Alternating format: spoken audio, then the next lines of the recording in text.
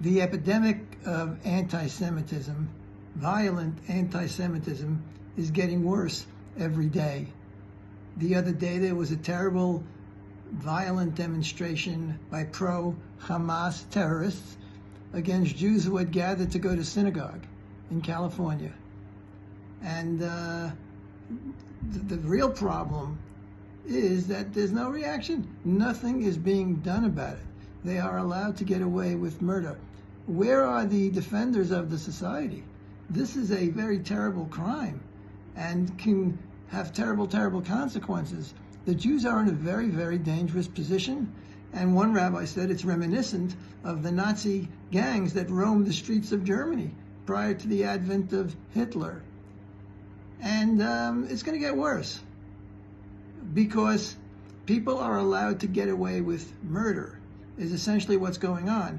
In fact, in New York, many of the people who made encampments and protesters, they were arrested, and then all the charges were dropped, which teaches us that there's no consequences. So for whatever reason, the government is very lax about this. It's not important enough for them to retain the integrity of the society. Well, we see this process going on for a number of years now with various organizations which, in a sense, practice terrorism on a certain level. Occupy Wall Street, Black Lives Matter, those who came to tear down statues, and endlessly, and they were allowed to take to the streets, break laws, destroy property, and just get away with it. There's no sense that we have to preserve the fabric of society. As far as the Jews are concerned, this is the most dangerous thing of all, because when the forces of law and order break down, then the victim is the Jew. That's the target that everybody goes after. And part of the reason is because perceived weakness. They perceive the Jews as being weak and unwilling to fight back. And that's what I'm saying over here now. This will not stop until the Jews fight back. You need a Jewish Defense League with people that are trained and have the ability to confront their enemies and to fight back. And all of this can be done in a legal way. I'm not advocating going out and hurting anybody. I'm not advocating breaking the law. I'm advocating being there when these other groups come and try to bully you around and nobody fights back. People should fight back effectively, powerfully. Then you'll see, then the police will get involved.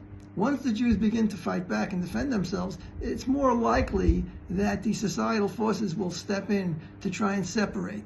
Just like when Israel fights back against the Hamas terrorists, then suddenly everybody's calling for a ceasefire. But nobody's calling for a ceasefire before Hamas attacks. And the same thing over here.